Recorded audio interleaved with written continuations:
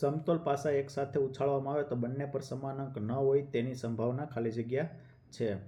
સમતોલ પાસા એટલે આપણી પાસે પાસા કેટલા છે? તો કે 2 પાસા છે.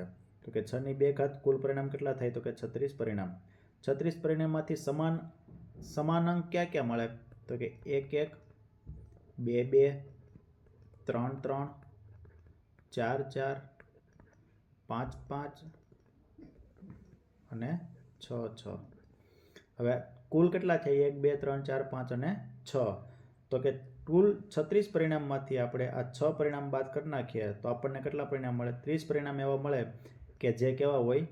કે જે સમાન અંકના ન હોય. તો આપણી સંભાવના શું થઈ જાય? તો કે કુલ પરિણામ કેટલા છે? તો કે 36 અને સમાન અંક ન હોય એવા કેટલા થયા? તો કે 30 અને છેદ ઉડાડીએ એટલે કે 6 5 30 એટલે ઉપર 5 અને નીચે કે 6 6 36.